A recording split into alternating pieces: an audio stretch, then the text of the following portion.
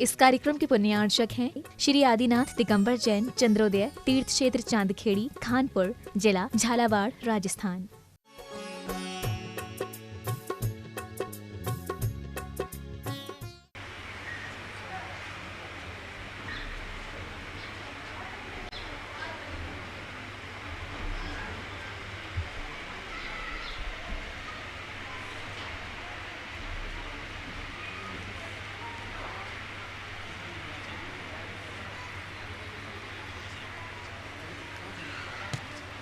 नमो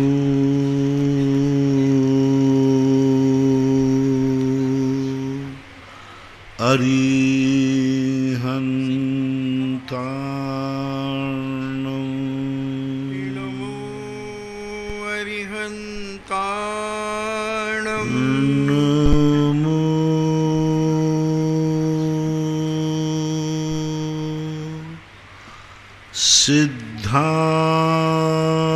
सिद्धार्णं नमो सिद्धार्णं नमो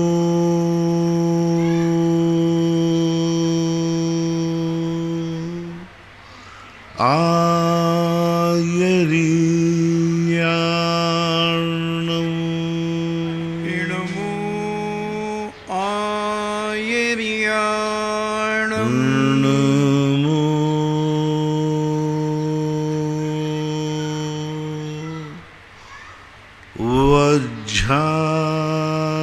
वज्झायाणं नमो उबज्झायाणं नमो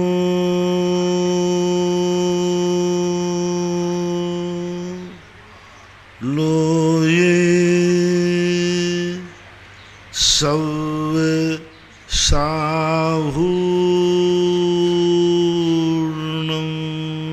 नमो लोये सव्यसाहूर्णं पंच परमेष्टि भगवान की जय। आचार्य श्री गुरुवर कुंद कुंद महाराज की जय।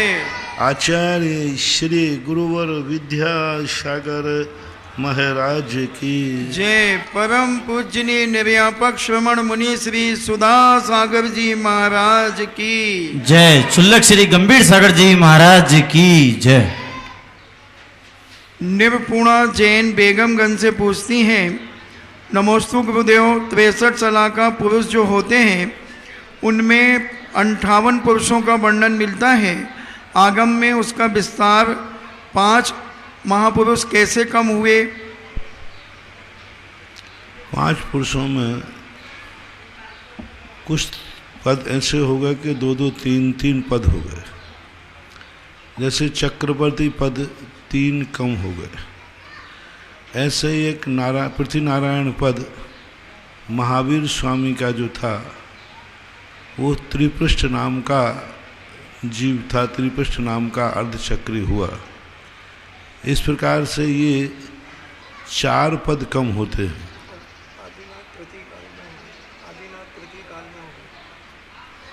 और आदिनाथ भगवान का यदि आप ये मानते हैं कि चौथे काल में, तो आदिनाथ भगवान को ले लें आप। हालांकि तृतीय काल चालू हो चुका था, चौथे काल चालू हो चुका था तृतीय काल में, लेकिन यदि सूक्ष्मता की दृष्टि से देखें तो चौथे काल में 58 का वर्णन इसलिए मिलता है। बाकी 4 कम होते हैं। आदिनाथ को ऐसे कम नहीं किया जाता काल की अपेक्षा से, ऐसा माना। तनिया जैन अम्बाला सिटी हरियाणा से पूछती हैं, नमोस्तु महाराज जी, हमारी प्राकृत भाषा प्राचीन है और कुछ भव्य आत्माओं को ही इसे सीखने का सौभाग्य प्राप्त हुआ है। मुझे प्राकृत भाषा सीखने की बहुत तीव्र इच्छा है। इसे मैं किस प्रकार सीखूं, कैसे सीखूं? सबसे पहले जैनियों को जनगणना के समय भाषा के स्थान पर प्राकृत भाषा भरना चाहिए। ज़्यादातर लोग हिंदी भर देते हैं, राजस्थानी भर देते हैं, कन्नड़ के लोग कन्नड़ी भर देते हैं, महाराष्ट्र के लोग महाराष्ट्री भर देते हैं, गुजरात के लोग गुजराती भर देते हैं, और कई लोग तो अपनी 2-3 भाषाएं भर देते हैं। यदि सारे जैनी लोग अपनी मूल भाषा के कालम में, तुम्हारी मूल भाषा क्या है, प्राकृत यदि भरते हैं तो इससे बहुत लाभ होगा। यदि लाखों की संख्या में जब प्राकृत भाषा का कालम निकलेगा तो सरकार प्राकृत भाषा पर जोर देगी, प्राकृत भाषा का पुनरुत्थान होगा। तो ये भाषा के संबंध में प्रश्न आया तो सबसे कहना है, जनगणना के समय लिखा जाए आपकी मूल भाषा क्या है, तो लिखना चाहिए प्राकृत भाषा हमारी मूल भाषा है। वस्तुतः एक हर संप्रदाय की एक भाषा होती है, तो जैनियों की प्राकृत भाषा एक ऐसी पहचान है। जब भाषाविद लोग बैठते हैं तो सोचते हैं कि हमारे भारत में एक बार प्राकृत भाषा थी, इसको सबसे ज़्यादा किन लोगों ने अपनाया, तो सबसे ज़्यादा प्राकृत भाषा को जैनियों ने अपनाया। इसलिए प्राकृत भाषा को हमेशा भूलना नहीं। बड़ी सरल भाषा है, पढ़ने का प्रयास करना चाहिए। महिलाओं को अपने घरों में रहते हैं, यदि प्रतिदिन आध घंटे भी यदि पढ़ें तो 1-2 साल में वो अच्छी प्राकृत सीख सकते हैं। आजकल ऑनलाइन भी लोग प्राकृत भाषा सिखा रहे हैं। हमारे संस्थान का एक वरिष्ठ विद्यार्थी हैं, स्नातक पुलक गोयल, वो प्राकृत के संबंध में आपको जो भी जानकारी लेना है, जो भी पढ़ना चाहते हैं, वो प्राकृत के संबंध में आपको बहुत अच्छा परामर्श पढ़ाने का कार्य करा सकते हैं। तो इसलिए सब लोग जो सुन रहे हैं अपने बच्चों के लिए पढ़े लिखे, थोड़े भी जो बहू बेटी पढ़ी लिखी हैं, वे प्राकृत को पढ़ना शुरू करें और सबको लोगों के लिए एक नियम बना लें कि आप लोगों को भाषा के स्थान पर आपको लिखना है कि हमारी भाषा प्राकृत है। नाम के साथ जैन नहीं लिखना है, उसमें एक जाति का कॉलम होता है, उसमें लिखना है जैन जाति। नाम के साथ आप क्या लिखते हो इससे कोई ताल्लुक नहीं है। आप फलाने चंद जैन हैं उससे मतलब नहीं है। जो एक जाति का कॉलम आता है उस कॉलम से जाति की गणना होती है। मूल भाषा का जो कॉलम, 2 कॉलम आएंगे आपके, एक मूल भाषा का कॉलम होगा और एक उत्तर भाषा का कॉलम। उत्तर भाषा में आप जो भरते हो उनकी गणना महत्व नहीं रखती है, तो आप उत्तर भाषा में भरिए, राजस्थानी, कन्नड़, हिंदी आदि, अंग्रेजी, जो भी आप जानते हैं। लेकिन मूल भाषा का जो कॉलम आए उसमें सबको प्राकृत भाषा लिखना और सब लोग पढ़ें। बहुत अच्छी भाषा है। प्राकृत पढ़ने से आपको मूल ग्रंथ आचार्यों का मूल भाव समझने का प्रयास होगा। टीकाकारों ने, हिंदीकारों ने मूल आचार्यों के हृदय को बदल दिया है, तो तुम मूल आचार्य तक नहीं पहुंच पा रहे हो। ये बहुत बढ़िया काम है, करना चाहिए। और जहाँ तहाँ जो यूनिवर्सिटियाँ हैं वो प्राकृत चलाना चाहते हैं, लेकिन पढ़ने वाले लोग नहीं मिलते। ऐसा धन्यवाद।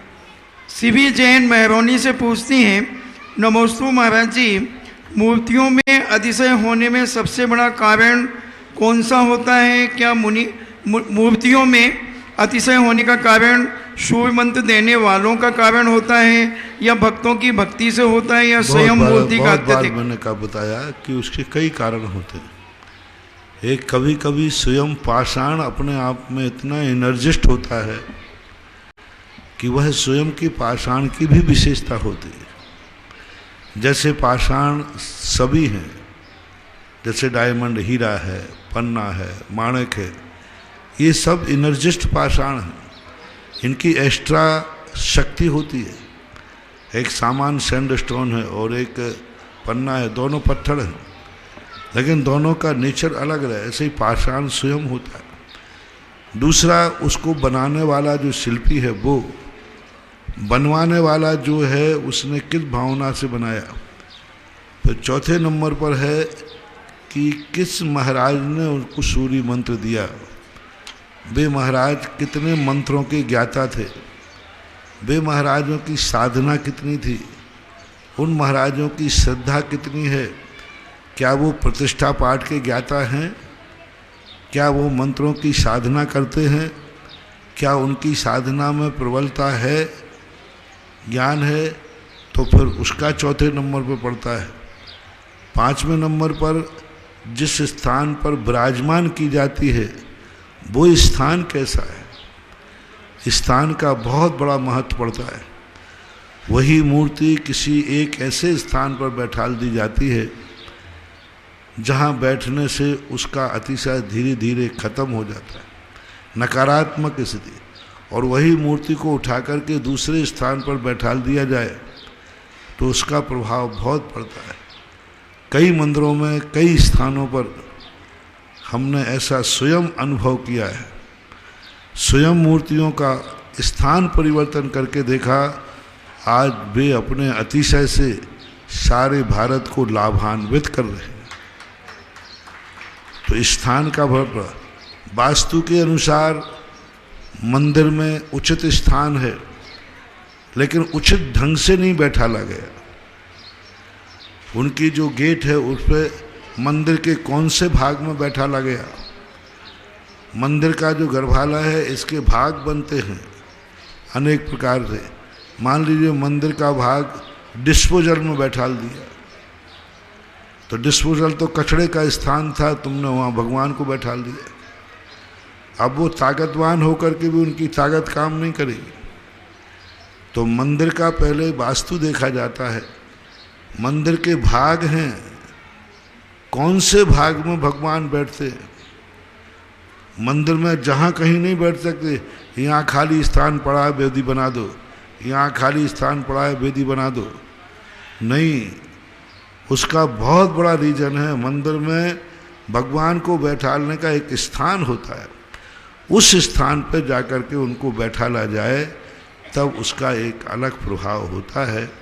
ऐसे फिर इसके बाद में छठवां अतिशय, सब कुछ सही है, लेकिन उन पर अभिषेक पूजन पुजारी कर रहा है, नौकर कर रहा है या भक्त कर रहा है, सब कुछ सही है। और जिन मूर्तियों का अभिषेक मूर्ति पर पहली धारा यदि वेतन भोगी पुजारी कर रहा है, कर्मचारी कर रहा है, तो ये सारे गुण उसमें होकर के भी मूर्ति का अतिशय कभी प्रकट नहीं होगा। मूर्तियों के ऊपर अभिषेक की जो क्रिया है भक्त के द्वारा होना चाहिए। भगवान को जो अर्घ्य मिलता है वह भक्त के द्वारा मिलना चाहिए। इसलिए तुमने देखा होगा, मैंने जिन जिन तीर्थ क्षेत्र हैं, हर तीर्थ क्षेत्रों पर एक ही कार्य करता हूँ कि किसी नौकर वाले से अभिषेक नहीं, भक्त लोग अभिषेक करें, भक्त लोगों की अभिषेक की क्रिया हो। ऐसा प्रयास सभी क्षेत्रों पर, कई क्षेत्रों पर तो मैंने, जैसे तुम्हारा रणथंबोर है, वहाँ 8 दिन के 8 मंडल बना दिए। पुजारी नहीं, वेतनभोगी नहीं, 8 दिन के भक्त जाएंगे। आज सोमवार मंडल जाएगा, वो अभिषेक करेगा, कल मंगलवार, बुधवार, ऐसे 7 दिन के 7 मंडल बना दिए। ये होना चाहिए। प्रश्न आया है तो चौलेश्वर में ये कार्य होना चाहिए। आसपास के जितने गांव हैं, इनको एक एक दिन भगवान का अभिषेक करना चाहिए, तो ये चौलेश्वर में अतिशय आएंगे। स्वयं आओ, मैं स्वयं भगवान की सेवा करूँगा। जहाँ बड़े बड़े क्षेत्र हैं वहाँ पर लोग यात्री आके करते, चांदखेड़ी है, ज्ञानोदय है, इनमें 7 दिन के 7 मंडल बनाने की जरूरत नहीं है। प्रतिदिन कोई ना कोई यात्री आकर के वहाँ बोली लेके अभिषेक करता है।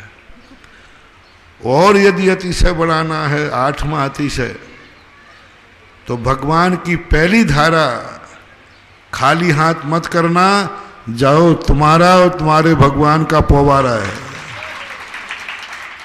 बाद में करो फोकटिया, लेकिन पहली धारा जो भगवान का पहला कलश है, पहला शांत धारा है, वह दान देकर करे। ये हाथ बाहर की गंदगी से मैल होते हैं तो जल से धुल जाते हैं, ये हाथ आरंभ परिग्रह से गंदे होते हैं, ये दान रूपी जल से ही धुलते हैं। जो प्रतिदिन कम राशि से, कोई बात नहीं, जो शक्ति हो, श्रद्धा हो, इसका सब मैं प्रैक्टिकल कर रहा हूँ। सारे लोग कहते महाराज जी आप जिस मंदिर में जाते उस मंदिर में वही मंदिर पहले था, सब कुछ आज वहाँ भीड़ लग रही है, आज लोगों में अतिशय आ गया मंदिर में। कुछ नहीं बंधु, हम सब वहीं का माल पर थोड़ा सा इधर उधर कर देते हैं और काम हो जाता है। सब मंदिरों में यही सब में कहा, एक स्थायी पहली धारा, बस पहली धारा खाली हाथ नहीं, कोई ना कोई दान की घोषणा करके ही करे।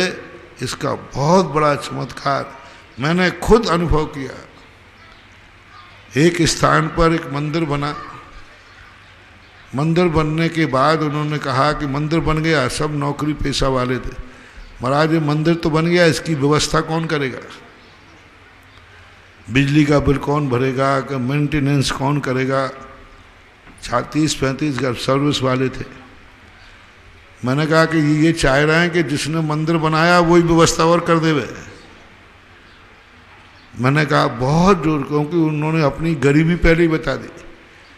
अवभाग्य नहीं माना कि मुझे मंदिर बन गया, उनको ये लगा कि मंदिर तो बन गया, अब इस मंदिर को संभालेगा कौन। मैंने कहा एक काम करो, तुम्हें कुछ नहीं करना। हमने बहुत, मैंने कहीं ये लोग मना नहीं कर दें, तो हमने बहुत कहा। मैंने कहा देखो एक बात मान जाओ, प्रतिदिन इस मंदिर में पहली धारा खाली हाथ मत करना, कम से कम 11 रुपया कर देना। मैंने 11 बहुत ताकत लगा के बोले, मैंने कहा ये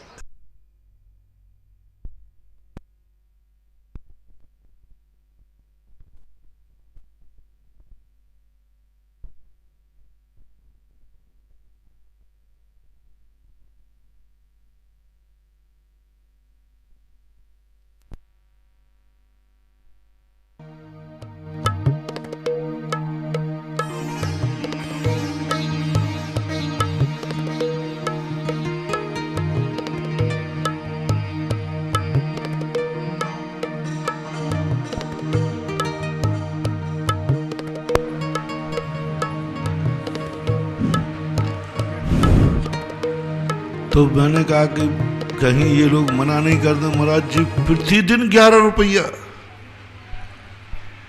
तो मैंने आंख बंद कर ली, है भगवान आज लाज रख देना, इनको कम से कम प्रतिदिन 11 रुपया। लेकिन तुम्हारा क्या भरोसा महाराज जी, एक दिन देना कि प्रतिदिन। मैंने कहा प्रतिदिन। आंख बंद करके मैंने बोल दिया भगवान का नाम, भगवान लाज रखना, इनको इतनी शक्ति तो दे ही देना। आँख खोली तो एक सज्जन खड़े हो गए, बोले महाराज हम लोग इतने गए बीते भी नहीं हैं, हम नियम लेते हैं जब तक हमारी जिंदगी है प्रतिदिन अभिषेक का 100 रुपया मैं दूंगा। और मैं एकदम हो गया, अरे मैंने कहीं घबराहट थोड़ी कम।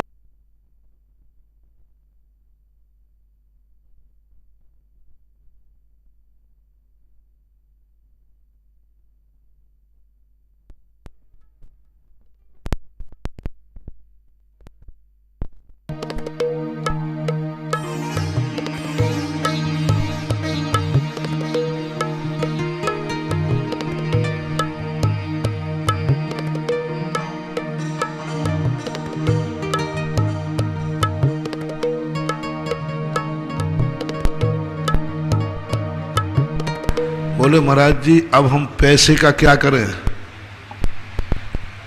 मैंने कही 2-4 कमरे बना लो साधु संतु। बोले बना के आया हूं। मैंने कि मंदिर में सोने का काम करा लो। बोले करा के आया हूं। सोने का काम करा दिया, अब 10 कमरे बना दिए साधु संतों को, सब कर दिए, और फिर भी मेरे पास अभी 30-40 लाख रुपए बचे। मैं क्या करूं इनका? तो मैंने कहा भाई मेरे पास लाके क्या करो, मैं कमंडल में पानी, और कोई हमारे पास है नहीं। फिर उन्होंने कहा, हमने कहा चलो मंदिर के नाम से कोई जमीन स्थिति आदि खरीद लीजिए। वो आगे तो क्या हुआ वो अवस्था बाद की, लेकिन बता रहा हूं कि मंदिर में खाली हाथ प्रथम अभिषेक ना हो तो उसका चमत्कार बताता हूं। मंदिर भी समृद्ध हो गया। जो समाज बिजली का बिल देने में सक्षम नहीं थी, आज वो समाज इतना दे रही है कि मंदिर में पैसा बचा के करूं क्या। तो ये होता है। तो सभी लोगों से मेरा कहना है, अपने अपने मंदिरों के 8 अतिशय आज मैंने बता दिए। इन अतिशयों को कायम रखो, जो बोगे वो पाओगे। अभिषेक के समय तुमने धन बोया, धन पाओगे। और आप देख ही रहे हो, भीलवाड़ा के एक मास्टर साहब हैं, बोले महाराज जी मैंने इस कलयुग में ऐसा अतिशय नहीं देखा। एक समय वो था कि लोगों को पैसा देकर के अभिषेक कराना पड़ता था। भैया मूर्ति पे अभिषेक कर ले, तू महीना भर का इतना ले लेना, पुजारी लगा देते ना। और आज ये हो रहा है कि लोग पैसा देकर के अभिषेक कर रहे हैं। शांति धारा की लाखों रुपए की बोली, प्रतिदिन बोली। तो मैंने कि ऐसा ये बनिया है, बनिया जाति में कोई माल जब ही बिकता है जब ये सैंपल भर लेते हैं। जब इन्होंने इसका अतिशय देख लिया कि दान पूर्वक अभिषेक करने का, दान पूर्वक शांति धारा करने से कितने लाभ हैं, ये सारा जगत देख रहा है। आपने देखा कि इस समय शांति धारा का हाल क्या है। पहले जैनी कोई भी परेशानी आती थी, चलो फलाने झाड़ा लगाने, चलो फलाने भाड़ा लगाने, पढ़ो बुलाने। आज जैनियों में कश्मीर से कन्याकुमारी तक एक ही चर्चा है। कोई भी घर में परेशानी आती है, आज पूरे जैनी में चलो शांति धारा करते हैं। बोलो ये वातावरण बना है कि नहीं? कुछ भी कैसा भी कुछ भी थोड़ा हुआ है, घर में कोई बोली देता है, चलो अपन शांति धारा करते हैं। ये चमत्कार हुआ, ये अतिशय हुआ। नहीं तो कौन अभिषेक और शांति धारा को पूछता था। जहां मैं नहीं गया हूं, आज ये चैनलों पर शांति धारा, अरे राम राम राम राम राम, अभिषेक कोई पूछने वाला नहीं था। आज शांति धारा इतने लोग करा रहे हैं तीर्थ क्षेत्रों पर कि ये चैनल खाली नहीं है। मतलब मंदिरों में तो शांति धारा हो ही रही, लेकिन लोग मंदिर तक नहीं जा पा रहे तो चैनलों पर देख रहे हैं। जो मंदिरों में अभिषेक करने नहीं आ पा रहे हैं वे ऑनलाइन करा रहे हैं। ये ऐसे ही नहीं होगा। आज कम से कम ये 15 साल 20 साल हो गए जब से शांति धारा की महिमा मैंने दुनिया को बताई, तब से इस गंधोदक का मूल्य बढ़ गया और गंधोदक का लाभ बढ़ गया।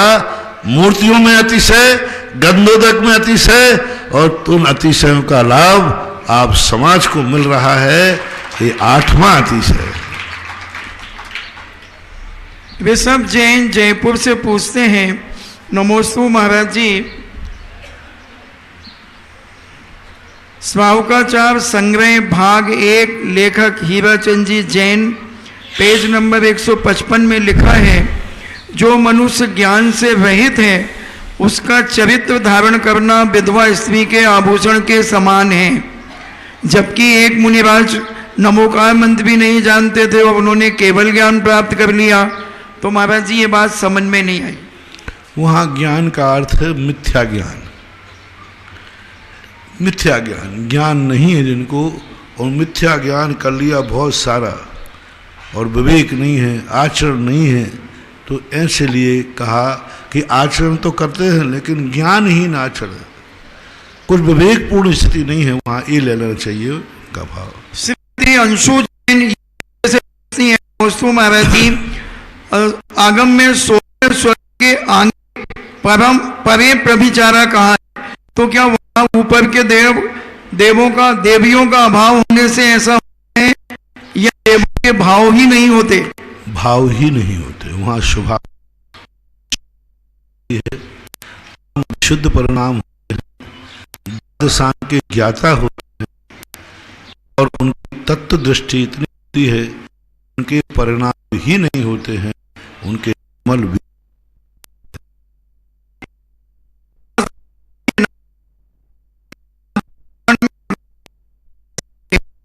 सिंधु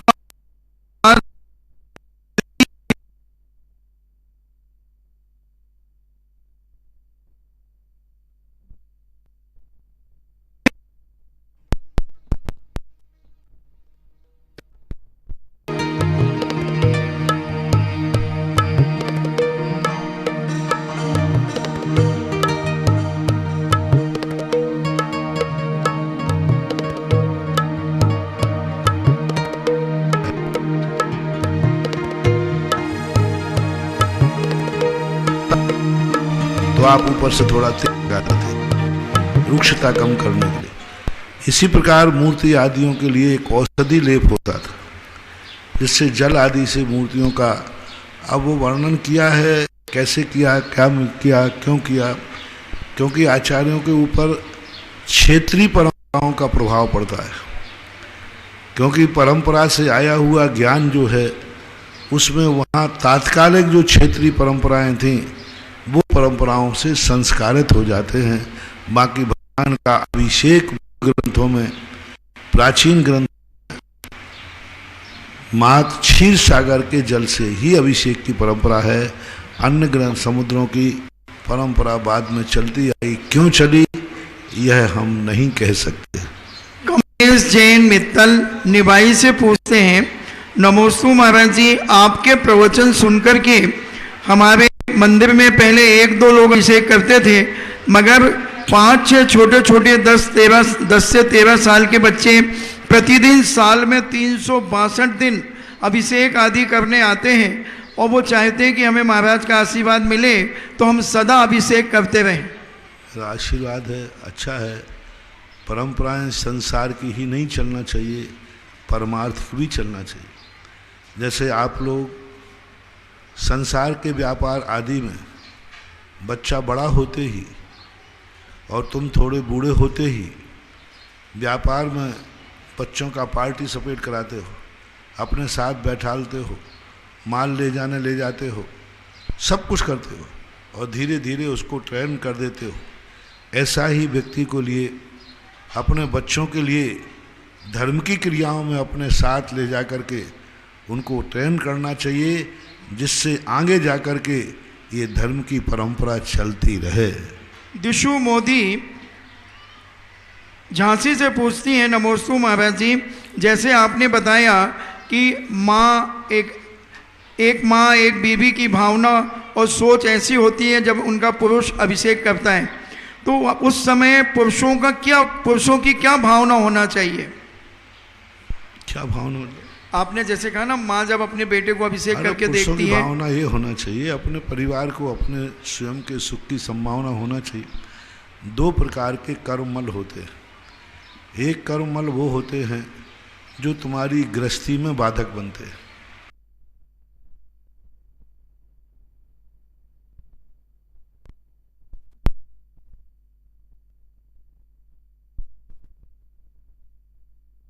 क्षय हो। दूसरा भाना परमार्थ के क्षेत्र कार्य करने में जो हमें बाधक हो रहे हैं, कर्मों का क्षय होना चाहिए। क्योंकि अभिषेक का अर्थ है अपने कलमश, अपनी आत्मा में छिपके हुए पाप कर्मों को धोने के प्रतीक के रूप में अभिषेक किया जाता है। शकुंतला झारखंड से पूछती है, नमोस्तु महाराज जी,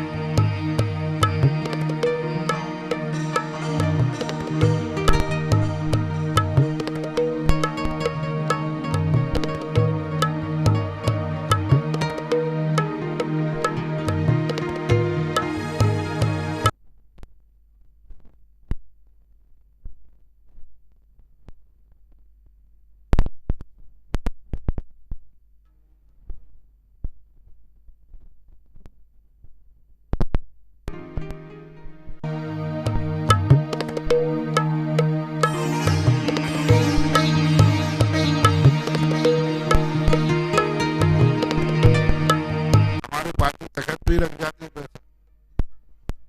नहीं, ये बहुत बड़ा दोष है, ठीक नहीं है। ये चढ़ोतरी जो अन्य लोग हैं उनके यहाँ चलता है, क्योंकि उनका उपयोग जो है वह वहाँ की जो व्यवस्था उन व्यवस्थाओं का काम आता है। यहाँ पर भगवान के चरणों में कभी धन नहीं चढ़ाया जाता है। रुपया हो, सोना हो, चांदी हो, इनके जो अष्टद्रव्य बना के चढ़ा रहे हो बात अलग, वो द्रव्य में आएगा। लेकिन मुद्रा को कभी भी भगवान के चरणों में, कई लोग गर्भालय में फेंक जाते, ऊपर जाके देखो लोग गर्भालय में जाके फेंक जाते, गर्भालय प्रतिदिन 100-200 रुपया गर्भालय में पड़े रहते, वो दोष है। धन आपको चढ़ाना है तो गुल्लक में चढ़ाना चाहिए या कार्यालय में देना चाहिए, और चढ़ाने के बाद यदि कोई चढ़ा गया तो उसको तुरंत गुल्लक में डालना चाहिए। वो धन निर्माल या चढ़ने के रूप में नहीं आया। कोई भी एक भी मंत्र नहीं है ओम ह्रीम मुद्रा समर्पयामि। जल है, चंदन है, अक्षत है, पुष्प है, नैवेद्य है, दीप है, धूप है, फल है, अर्घ है, लेकिन नोट कहीं, इसलिए नोट कहीं भी चढ़ाओ गुल्लक में ही चढ़ाना चाहिए, पाठे पे कभी नोट नहीं चढ़ाना चाहिए। चढ़ाते हो और उसके बदले आप कहते हो कि मैं तो नारियल चढ़ाया आया, मैं भगवान, तो आपको कोई किंचित मापी पुण्य नहीं लगेगा, बल्कि भगवान को गुरु के चरणों में नोट चढ़ाने से उनको परिग्रही बनाने का दोष और लगेगा। आप भगवान के चरणों में नोट चढ़ा रहे, आप गुरु के पाटे पे नोट चढ़ा रहे, नहीं, कभी नहीं करना चाहिए, बहुत बड़ा दोष है। राहुल जैन जयपुर से पूछते हैं, नमोस्तु महाराज जी, राजस्थान में कहीं ऐसा देखने को नहीं मिला कि जिसमें भगवान जहाँ केवल ज्ञान हुआ है जिस वृक्ष के नीचे, और वहाँ भगवान के चरण और वृक्ष वह हो, ऐसा मुझे कहीं भगवान को जहाँ केवल ज्ञान हुआ हो, तो ऐसा कहीं राजस्थान में देखने नहीं मिला कि ऐसा कोई स्थान हो कि जहाँ पर वह वृक्ष और भगवान के चरण बने हो।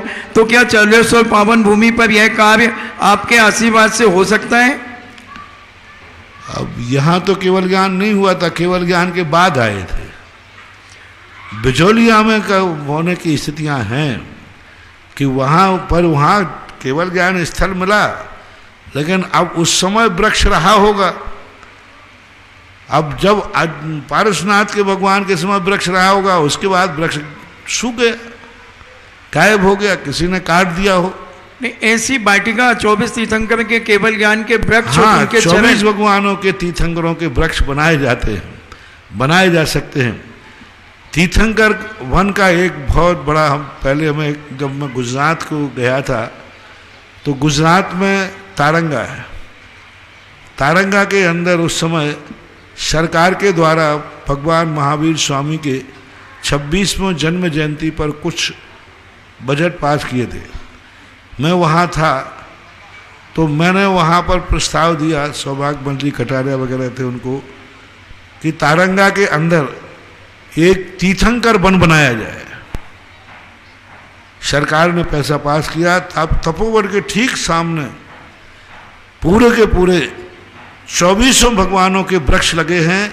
कौन से भगवान को किस वृक्ष के नीचे केवल ज्ञान हुआ, उसका नाम ही तीर्थंकर। राशि के वृक्ष लगे हैं, 12 राशियों के कौन से, ह्रीम वृक्षों से बना हुआ है, ओम वृक्षों से बनाया हुआ है, बहुत अच्छा बना है। कुछ समय पहले ज्ञानोदय में भी एक प्रस्ताव ऐसा आया था राजस्थान के अंदर कि तीर्थंकर वन बनाया जाए, लेकिन यहाँ सबसे बड़ी समस्या है पानी की। कुछ वृक्ष ऐसे हैं जो वातावरण में पलते हैं, होते हैं, देवदार आदि ऐसे वृक्ष, फिर भी किया जा सकता है। पारसनाथ के 2 वृक्ष तो लग ही सकते हैं, एक वृक्ष दीक्षा का और एक वृक्ष केवल ज्ञान का।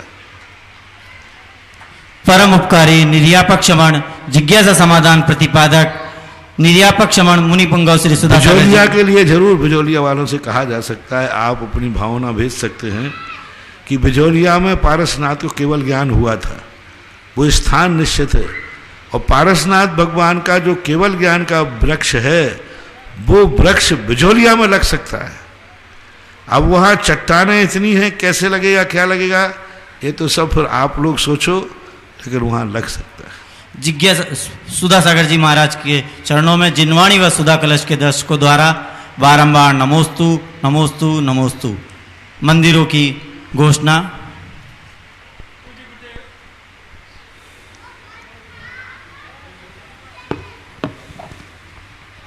पूज्य गुरुदेव के चरणों में बारंबार नमोस्तु नमोस्तु नमोस्तु।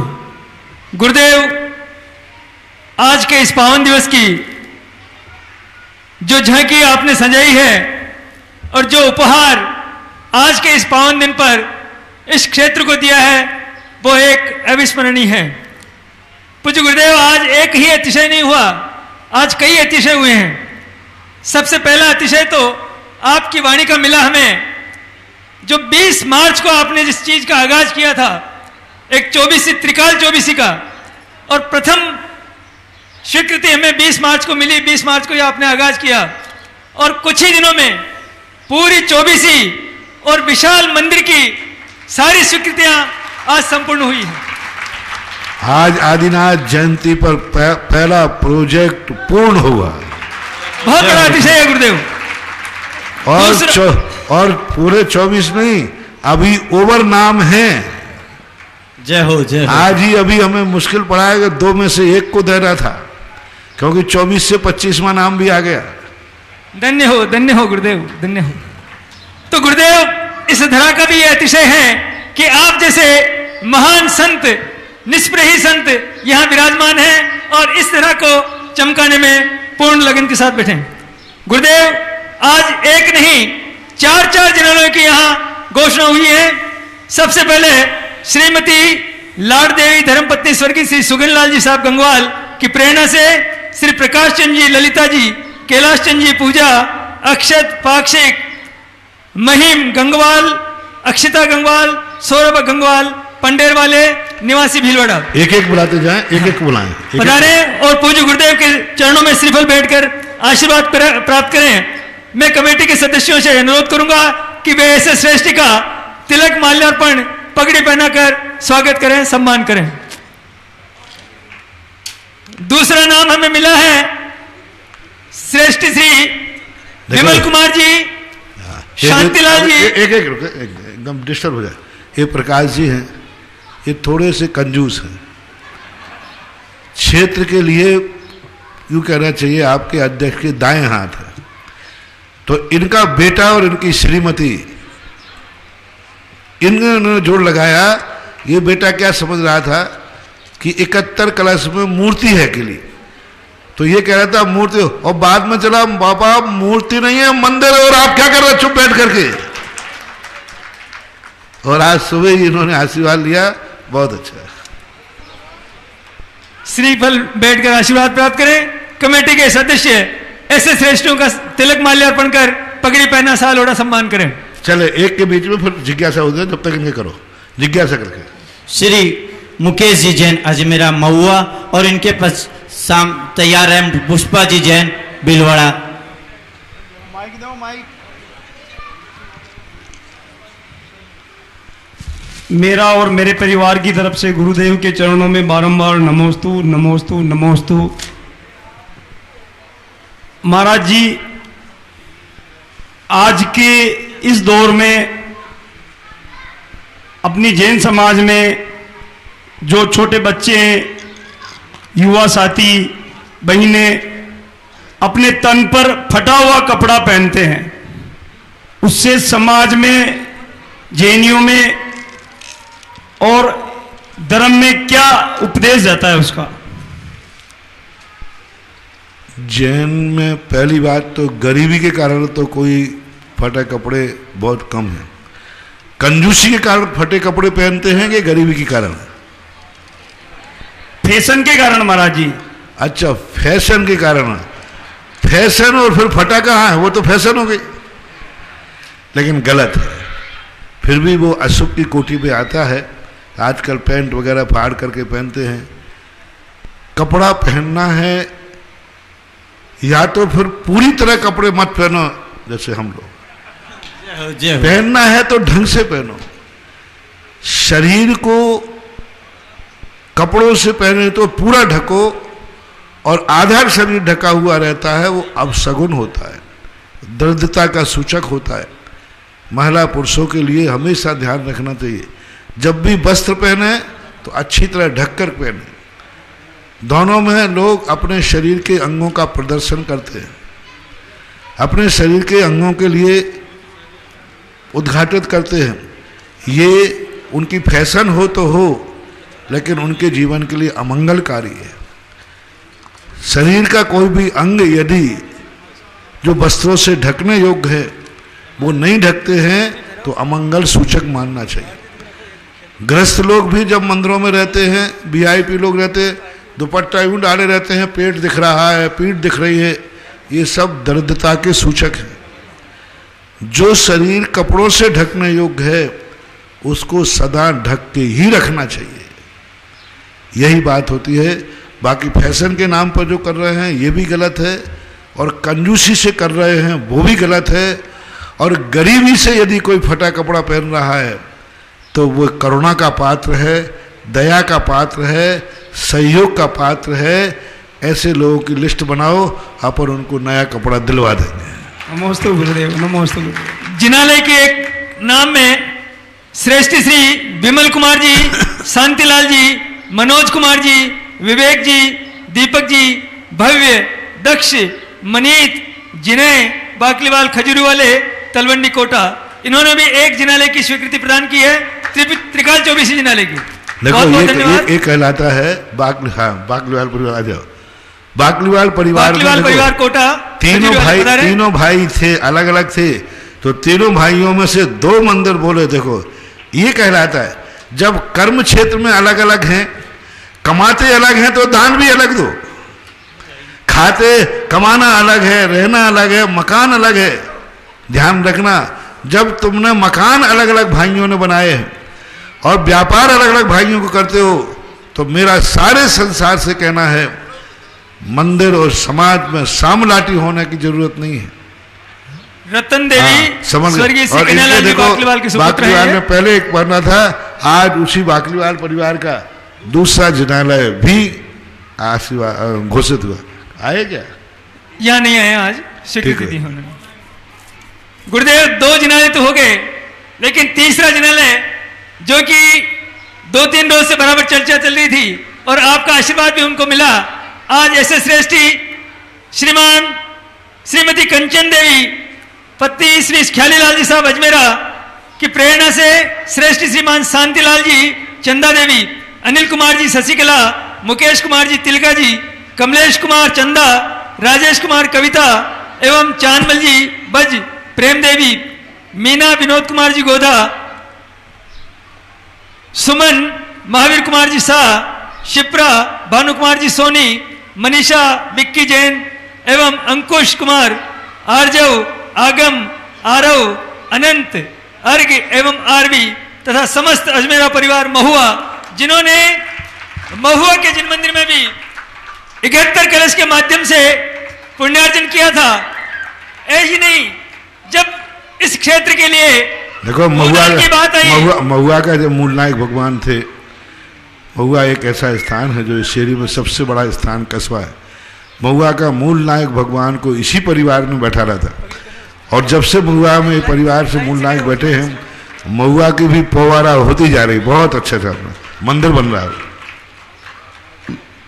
गुरुदेव के चरणों में नमोस्तु। गुरुदेव पाश्चात्य संस्कृति से और ये 24वां नंबर है। हाँ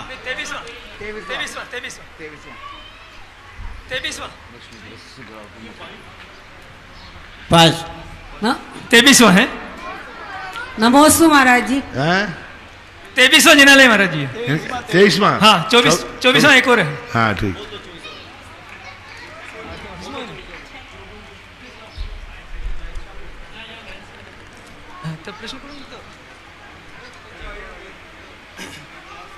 जल्दी करें, प्रश्न करें, जिज्ञासा रखो। नमोस्तु महाराज जी।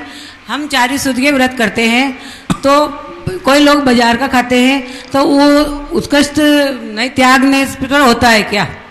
बाजार का खाने का त्याग करते हैं और 4 शुद्ध के व्रत करते हैं, तो उत्कृष्ट कौन सा माना जाता है? दोनों अलग अलग प्रसंग हैं।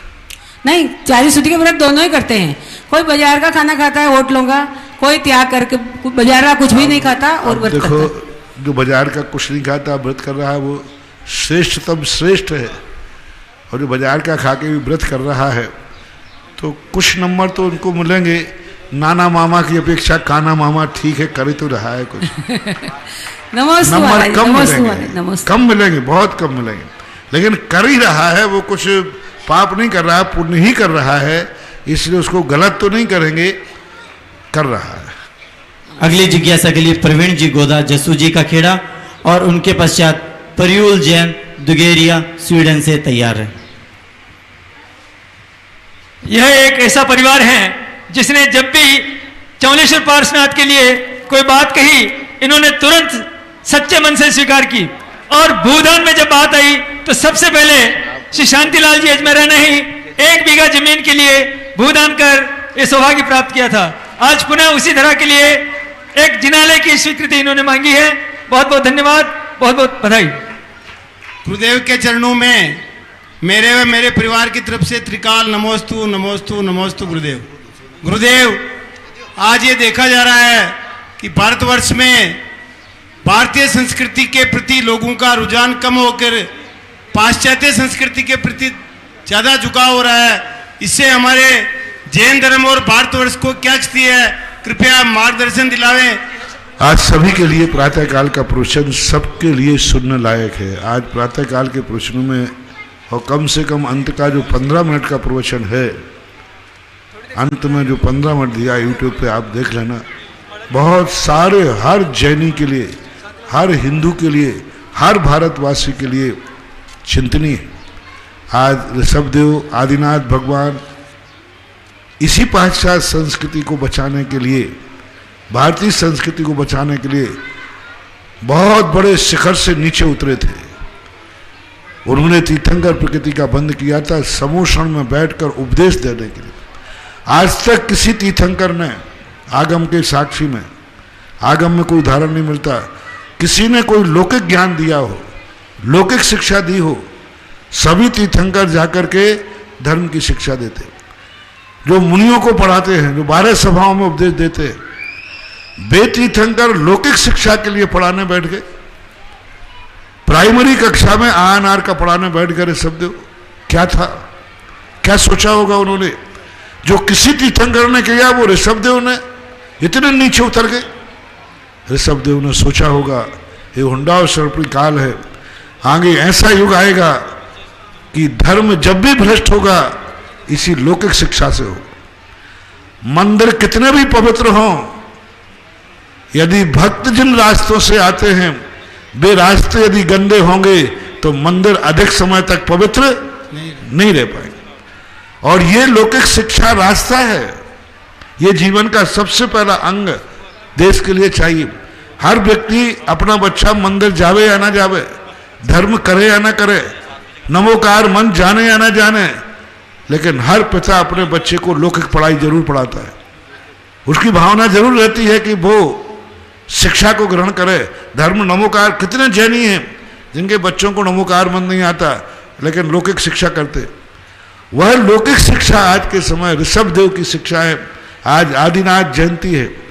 आज सारे भारत के जैनियों को और सारे भारतवासियों कहा कि ऋषभदेव ने संदेश दिया था, अपने देश की शिक्षा, लौकिक शिक्षा कभी विदेशियों के हाथ में मत जाने देना। अपने बेटे को कभी विदेशी संरक्षण में मत पढ़ाना। अपने बेटा जो है भारत देश की सबसे बड़ा, आज आगे विश्व यदि गुलाम होगा तो शिक्षा और मेडिसिन के कारण होगा। अंग्रेजों का सबसे बड़ी रणनीति है भारत की सारे स्कूल अपने कब्जे में ले लो और सारा मेडिसिन अपने कब्जे में ले लो। और सारे भारत में, इसलिए आप देखो जब से कॉन्वेंट आदि स्कूल चले तब से हमारे भारतीय स्कूल बंद होते जा रहे हैं, क्योंकि वो इतनी सुविधाएं देते, इतनी अच्छी पढ़ाई कराते हैं, बिल्डिंग अच्छी बनाते हैं। उनके स्कूल देखो, गार्डन होते, बहुत ऐसे लगता है जैसे जाने का मन करता है। ये धीरे धीरे करके वो पूरे, और यही हमारे देश को फिर से गुलाम करें। और जैनियों का अहिंसा, ये लोग धर्म, तुम्हारे बच्चों को पढ़ाने के लिए स्कूल नहीं खोलते हैं, ये अपनी हिंसा, अपने मांसाहार, अपने जो भारतीय संस्कृति के विरुद्ध की जो संस्कृति है वह स्थापित करते हैं। यहाँ कहेंगे आप अपना अपना टिफिन लाइए, उधर जब बच्चे भोजन करने बैठे तो उनका मैम आएगी, सभी लोग अपने अपने टिफिनों में से एक दूसरे को दो। तो मांसाहारी आमलेट लाया है वो तुम्हारे बच्चे को देगा, और तुम्हारा जो पराठा लेके गया है वो उसको देगा। ले साहब, तुम्हारे बच्चे ने अंडा खाया, उनके बच्चे ने पराठा खाया, और ये सब होता है वहां पर, और तुम समझ रहे हो कि हम तो बच्चे को भेजे। और सबसे ज्यादा अंग्रेजी स्कूलों में, अंग्रेजों के स्कूलों में जैनियों के बच्चे पढ़ते हैं। सबसे ज्यादा भ्रष्टता जैनियों में आ रही है, जैनियों के बच्चे पढ़ते हैं सबसे ज्यादा उनमें, क्योंकि उनके स्टैंडर्ड अच्छे होते, उनकी पढ़ाई अच्छी होती है, उनके स्कूल अच्छे होते। मैंने उदाहरण तुम्हें सुनाया था कि एक बच्चे ने, जैन बच्चे ने मेरे पास लेके आए, उस बच्चे को मेरे सामने आया, वो जिद का स्कूल नहीं जाऊंगा मम्मी आज, पहले हमारे टिफिन में आमलेट रखो। बोले क्यों? बोले हमारे दोस्त सब आमलेट लाते हैं, हम तो तू खाता है? बोले हाँ हम लोग खाते, आज मैं भी खिलाऊंगा। ये स्थितियां बन रही है, सारी संस्कृति भ्रष्ट हो जाएगी। मंदिरों में, चौकों में आहार देने लायक नहीं बचेंगे लोग। 20-20 साल तक उन स्कूलों में पढ़ेंगे, वे अंडे को कोई मानेंगे ही नहीं कि कोई पाप है, कोई मांसाहार है। मुझे नमोकार मंत्र नहीं पढ़ाना है, ये लौकिक स्कूलों का मेरा पर्पस नहीं है कि ये नमोकार मंत्र पढ़ें, 24 भगवानों के नाम गिने। मेरा पर्पस है कम से कम अंडे को ये शाकाहार न माने, इतनी बहुत काफी। मंदिर बनाने से आज मैंने उपहार दिया है सारी समाज के लिए, भारतवर्ष के लिए, और 24 की 24 तो पूरी हो गई।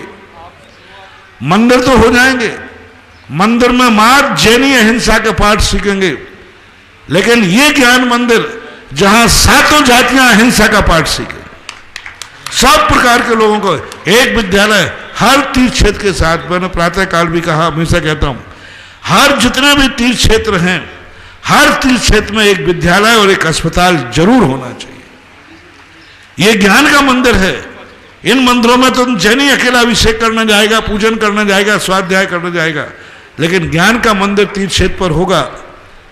उन मंदिरों में तो सभी लोग जाएंगे, और उन स्कूलों से निकला हुआ विद्यार्थी किसी भी जाति का होगा, वो ये कहता हुआ नहीं निकलेगा कि अंडा भी शाकाहार होता है। बहुत बड़ा प्रभाव पड़ता है बच्चों को। मैंने एक उदाहरण दिया था, मेरे सामने जैन स्कूल आमा की घटना है, पूरा परिवार मांसाहारी था, 8वीं कक्षा का लगभग विद्यालय, पूरा परिवार मांसाहारी था, उनके यहाँ मांसाहार होता था, लेकिन बच्चे ने कहा मैं मांसाहार नहीं करूंगा, मैं जैन स्कूल में पढ़ता हूं। उनके परिवार के लोगों ने कहा भैया अपना, बोले नहीं आप सब खाते हो तो खाओ, मैं नहीं खाऊंगा। और आगे से उसने कह दिया कि मैं और मेरा आगे वाला जो मेरा, जहां तक मेरा बस चलेगा, धीरे धीरे करने उसने पूरे परिवार को शाकाहारी बना दिया। ये कितना बड़ा धर्म है, कितना बड़ा। आज सबसे बड़ी जरूरत है, जो जहां सुन रहे हैं, हर व्यक्ति को एजुकेशन पे, शिक्षा को दूसरे हाथों में मत जाने दो। अपने बेटों को अपने स्कूलों में पढ़ाओ। ऋषभ देव ने अपने बच्चों को अपने पास पढ़ाया, खुद पढ़ाया, बैठ के अपने घर में पढ़ाया। तुम घर में तो नहीं पढ़ा सकते हो, लेकिन एक पूरी समाज, और जैन समाज, दिगंबर श्वेतांबर, दोनों से मेरा कहना है कि जहां जहां अपने 100 घर से ज्यादा हो, वहां एक जैनियों का विद्यालय होना चाहिए। जैनी समर्थ समाज है, सक्षम समाज है, और उसमें पढ़े सभी लोग, कोई जात पात का कोई भेद नहीं हो, लेकिन विद्यालय आपका होना चाहिए, आपके टीचर होना चाहिए, आपका मैनेजमेंट होना चाहिए। ऐसे शहरों में, गांवों में, जहां भी है आप खोलिए।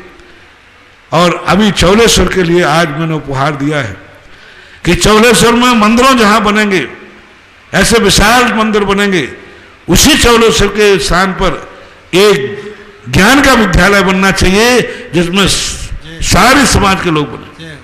आप बनाने के लिए प्रातःकाल इन्होंने घोषणा की थी, पूरा विद्यालय, यदि कोई बड़ी बात नहीं है, जब 1100 कलश का मंदिर बन सकता है, 1100 कलश के जिनालय बन सकते हैं, तो 100-200-300 कलश का ज्ञान का मंदिर क्यों नहीं बन सकता? जागने वाली बात है। जो विदेशों में रहते हैं उनसे मेरा कहना है, आप विदेश जाना पड़ा, आप ऐसा विद्यालय यहाँ खोलिए कि आने वाली जो पीढ़ी है उसे यहीं पढ़े और नौकरी भी यहीं करे। ऐसे विद्यालय, हमारे भारत के देश के विद्यालयों को हमारे पास पढ़ाने की व्यवस्था नहीं है। हम उनको पढ़ाने के लिए दूसरी संस्कृति संस्कारों में भेज रहे हैं। इसलिए एक पूरा विद्यालय ऐसे सृष्टि सामने आए कि महाराज मंदिर तो बन रहे हैं, बन जाएंगे और बन ही हो गए पूरे। अब कोई चाहिए जो ज्ञान का मंदिर बनाए, विद्यालय बनाए। बोलिए पूरा विद्यालय बनाने के लिए आपने क्या घोषित किया है? पूरा विद्यालय बनाने के लिए 3 मंजिला विद्यालय होगा, उसके लिए 301 कलश की राशि तय की गई है और 1 मंजिल के लिए 101 कलश की राशि तय की थी। 1 कमरे के लिए 7 कलश की राशि तय की और पूज्य गुरुदेव ने जैसे ही आज इस योजना का आगाज किया और हमारे पास कुछ नाम आए हैं। स्वर्गीय श्रीमती चांद देवी शांतिलाल जी बंसल की प्रेरणा से भागचंद जी, प्रमोद कुमार जी, गणेश जी, अमित जी, प्रखर जी, पुलकित जी, निवांशी बंसल रोपा की ओर से 1 कमरे की घोषणा हुई है। साथ ही उदयलाल जी, अमित जी, अजमेरा अमरगढ़ वाले भीलवाड़ा, इन्होंने भी 1 कमरे की घोषणा की है। भागचंद जी, अभिषेक जी, सुशील जी गदिया रेहड़ वाले महावीर मेडिकल स्टोर भीलवाड़ा, इन्होंने भी 1 कमरे की घोषणा की है। इसी कड़ी में श्रीमती मनभर देवी की पुण्य स्मृति में श्री भागचंद जी, कुलदीप जी, कमल जी, पवन जी, सम्यक जी, दर्शन जी, आदि कुमार जी गोधा बागुदार वालों ने भी 1 कमरे की घोषणा की है। सभी बहुत बहुत बधाई के पात्र हैं। 24 जिनालय की कड़ी में ये तो रिटेल के बनते रहेंगे। ऐसा व्यक्ति चाहिए जो कहे कि चौलेश्वर में जो विद्यालय बने वो हम बनाएंगे, ये नहीं बने तो 3 मंजिल के 3 हो। ऐसे आए रिटेल में, मुझे मजा नहीं आता, मुझे थोक वाले मजा आते हैं। ऐसा कोई भाव चाहिए व्यक्ति जिनके मन में आए कि विद्यालय यदि बनेगा और चौलेश्वर में पूरे चौगले के अंदर कोई विद्यालय नहीं है, कम से कम 100 गांव इसके आसुबाजू लगते हैं। इधर भीलवाड़ा, इधर कोटा, इधर जहाजपुर, देवरी, उधर आगे जाके हो तो पता नहीं। इस चौगले के अंदर तो कोई विद्यालय की स्थिति नहीं है। 24 जिनालय की कड़ी में अंतिम नाम दर्ज कराया है श्रीमती दाखबाई धर्मपत्नी स्वर्गीय श्री फूंदालाल जी सेठी की पुण्य स्मृति में श्रीमती कांता देवी नाथूलाल जी सेठी, बिमला देवी संतोष जी सेठी, मीनाक्षी नवर्तन जी सेठी, सपना पवन जी सेठी, रिंकू सुशील जी सेठी, आरोही, आरती, आकृति, नैवेद्य, कुशांशी तथा एवं समस्त सेठी परिवार पारोली, इन्होंने पूर्व में भी जिस कमरे में महाराज श्री विराजमान हैं उस कमरे के लिए भी 5 कलश राशि की घोषणा की थी। बहुत बहुत बधाई के पात्र हैं। वो राशि इन्होंने जमा भी करा दी है। पधारे क्षेत्र कमेटी के मेंबर, इनका स्वागत सम्मान करें। प्रयुल जी दुगेरिया स्वीडन और इनके पश्चात गौरव जैन स्वीडन तैयार है। महाराज जी के चरण कमलों में मेरा त्रिकाल बार नमोस्तु नमोस्तु नमोस्तु। महाराज जी हमारा प्रश्न ये है कि विपरीत परिस्थितियों में भी हम सकारात्मक सोच को कैसे बनाए रखें? हमारा प्रश्न ये है कि सकारात्मक सोच बनाने के लिए सोचना पड़ता है कि जो चीज़ें हम दुनिया को लेते समय, जब हम दुनिया से कुछ लेना चाहते हैं तो नकारात्मक सोच बनता है, और जब हम दुनिया को कुछ देना चाहते हैं तो सकारात्मक सोच बनता है। हम ये सोच चालू कर दें। अभी मैंने कुछ दिन 1 हफ्ते प्रवचन दिए थे। हमारे घर में एक पेड़ लगा है, मान लीजिए आपके घर में, तो आप क्या चाहते हैं? इस पेड़ से मुझे फल मिलेंगे, पत्ते मिलेंगे, छाया मिलेगी, ये चीज़ मेरे गार्डन में आएगा, मेरे गमले में आएगा, मेरी घर की शोभा बनाएगा। ये आपका नकारात्मक सोच है। और जैसे आप कहें ये पेड़ को मैं जिंदा रखूँगा, ये पेड़ हरा भरा रहेगा, इस पेड़ के लिए मैं कुछ करूँगा, तो सकारात्मक सोच हो जाए। दुनिया को व्यक्ति शोषण करना चाहता है, हर दुनिया से व्यक्ति चाहता है कुछ, और जब नहीं मिलता तो नकारात्मक सोच करती है। मंदिरों से भी व्यक्ति तुम चाहते हो और नहीं मिलता तो नकारात्मक सोच आती है। तुम ये सोचो ना कि मैं भगवान तुमसे लेना नहीं, मैं भगवान तुम्हारे लिए कुछ करना चाहता हूँ। तू मेरे लिए नहीं है, मैं तेरे लिए हूँ।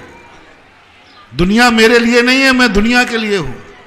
माँ बाप मेरे लिए नहीं है, मैं माँ बाप के लिए हूँ। गुरु मेरे लिए नहीं, मैं गुरु के लिए हूँ। ये पेड़ पौधे मेरे लिए नहीं है, मैं इनके लिए हूँ। यदि ये अंदर के अंदर डेवलप हो जाए ये थिंकिंग, फिर इतनी सकारात्मक ऊर्जा होगी, सारी दुनिया तुम्हारी होगी, तुम्हारी शरण में होगी, और तुम सारी दुनिया के नाथ होगे, तुम सारी दुनिया के गार्जियन होगे, सारी दुनिया के संरक्षण होगे, सारी दुनिया तुम्हें अपना बहुत बड़ा अधिकारी आगे मानता है। सकारात्मक सोच बढ़ाने का एक ही कारण है, देना सीखो। हम हर वस्तु से लेना चाहते, हर वस्तु, जो वस्तु हमें दिखी हमारे काम की है कि नहीं, नहीं काम की है तो घृणा, काम की है तो उठा लेंगे। अपनी आंखें जहां घूमती है बस जिस किसी को देखेंगे तो दो ही सोच आएंगे आपके, मेरे काम की है कि नहीं, काम की नहीं है तो मुंह फेर लोगे, और काम की है तो चश्मा लगा लोगे।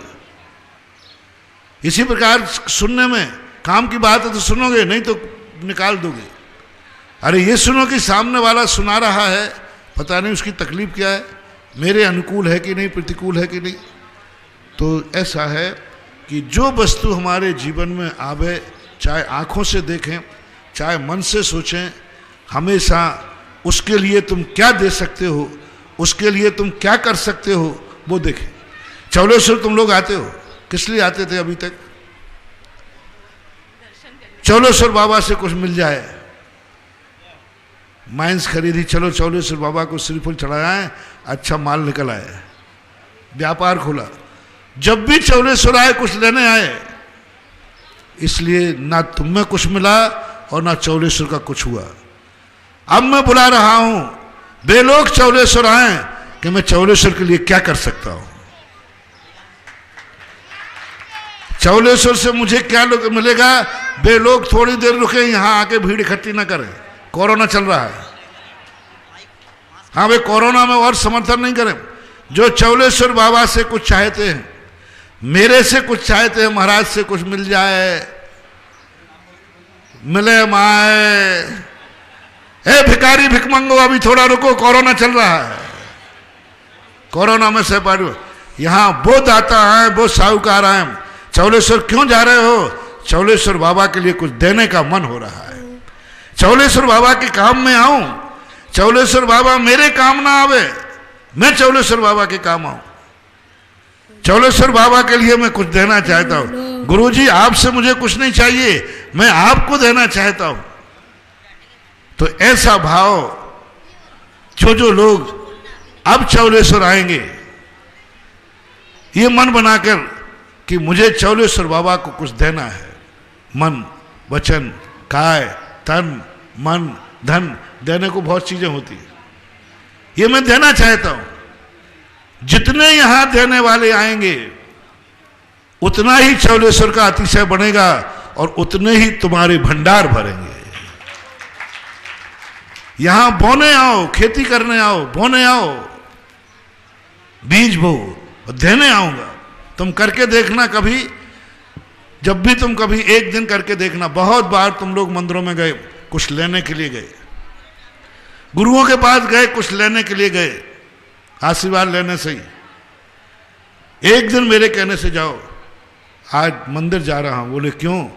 आज कुछ देने का भाव है, प्रभु से तो बहुत लिया है, आज देना चाहते। एक बार अपने मम्मी पापा के पास जाओ। बहुत बार मम्मी पापा के पास गए जब तुम्हें कुछ चाहिए था, दूध चाहिए था, मम्मी दूध दो, रोटी चाहिए था, मम्मी रोटी दो, खर्चा चाहिए था, पापा खर्चा। गए हो कि नहीं? सब बोलो। जब जब गए, एक बार मैं ना कहना जाओ मम्मी पापा के पास जाना, आज पापा को कुछ देना चाहता हूं, आज मम्मी को कुछ देने का मन कर रहा है, आज मम्मी से कुछ नहीं लूंगा, मम्मी को दूंगा।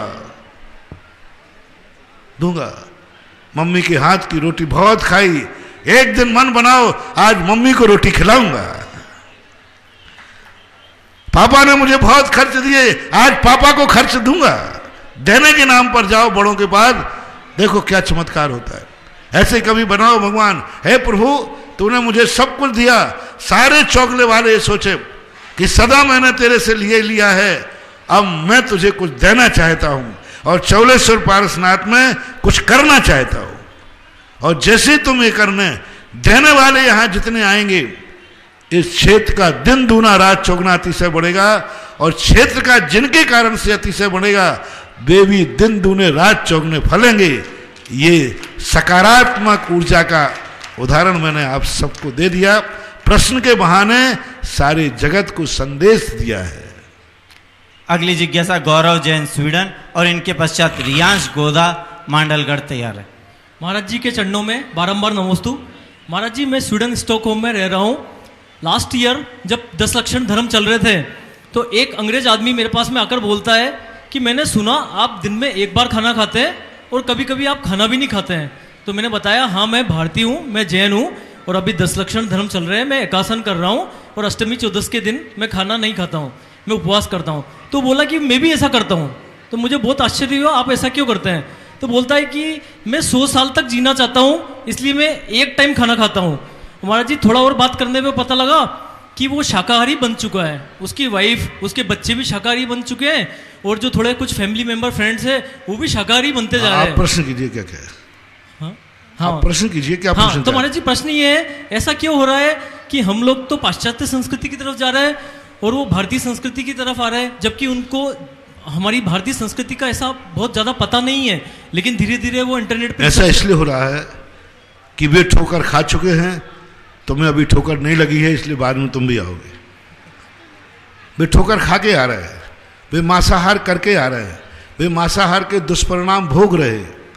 तो 2 बालक होते हैं, एक दीपक जला है तो एक बालक दीपक की तरफ दौड़ता है क्योंकि अभी उसने दीपक को छुआ नहीं है। उसको हम मना करेंगे, माँ मना करती है, बेटा मत छूना, तत्ता है। वो कहता है माँ तो बकती रहती है, तो हमेशा ही कहती रहती है। और वो जाकर को छू लेता है, और जब छू लेता है तो फिर वो उससे कहता है, दूसरों से कहता है, फिर हो तत्ता है। माँ कहती छू ले, नहीं माँ में तत्ता है। तो तुम वो बालक हो जिन्होंने अभी मांसाहार के दुष्परिणाम, रात्रि भोजन के दुष्परिणाम, अभक्ष खाने के दुष्परिणाम तुम लोगों ने भोगे नहीं हैं। और जैसे तुम भोगोगे, और उन्होंने भोग लिए हैं, इसलिए वो इधर आ रहे हैं, तुम उधर जा रहे हो। गर्मी की छुट्टी में कश्मीर का व्यक्ति बंबई जाता है और बंबई का कश्मीर जाता है। स्टेशन पर दोनों मिलते हो जैसे तुम्हें मिल गए। विद्यालय हेतु एक कमरे का नाम और आया है। श्री प्रकाश चंद जी, महावीर जी, रवि कुमार जी शाह, परिवार थड़ोद वाले, भीलवाड़ा, शास्त्री नगर। अद्वय के जन्मदिन के उपलक्ष्य में नयांश गोदा मांडलगढ़। अगली जी। महाराज जी नमोस्तु। नमोस्तु महाराज जी, आपको नमोस्तु ही क्यों बोलते हैं?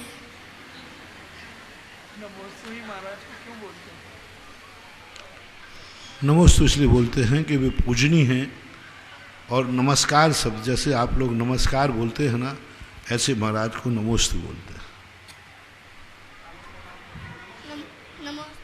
परम उपकारी निर्यापक शमण मुनि पुंगव श्री सुधासागर जी महाराज की जय।